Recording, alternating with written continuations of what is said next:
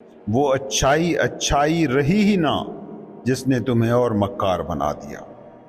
وہ اچھائی اچھائی رہی ہی نہ جس نے انا کے جھوٹ کو اور مضبوط کر دیا۔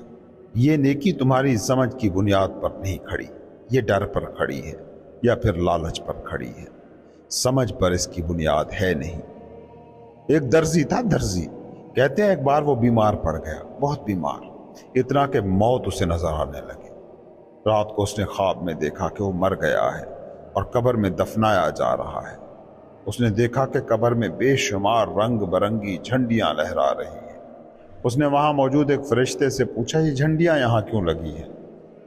فرشتے نے کہا کہ جن جن لوگوں کے تم نے کپڑے چرائے ہیں، مارے ہیں، یہ وہی کپڑے ہیں، خدا ان کا تم سے حساب کرے گا۔ وہ ڈر گیا، اس نے کہا اللہ رحم کر، کیونکہ جھنڈیوں کا سلسلہ اتنا بے انت تھا کہ کوئی حد ہی نظر نہیں آ رہی تھی۔ وہ جو ڈر کر اس نے اللہ کو پکارا تو اس پر اس کی آنکھ کھل گئی۔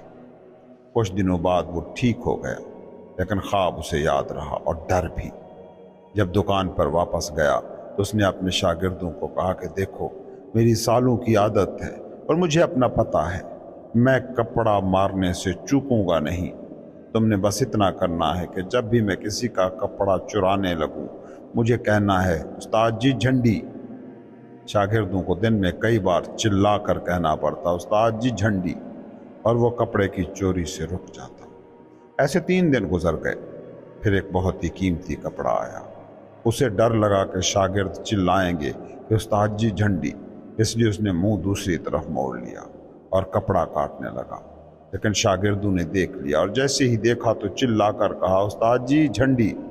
استاد جی نے غصے کا گھونٹ پی کر کہا بند کرو بکواس نالائکو، اس طرح کا کپڑا تو وہاں تھا ہی نہیں، اور اگر تھا بھی تو جہاں اتنی جھنڈیاں لگی ہیں وہاں ایک کے بڑھ جانے سے کیا ہوگا؟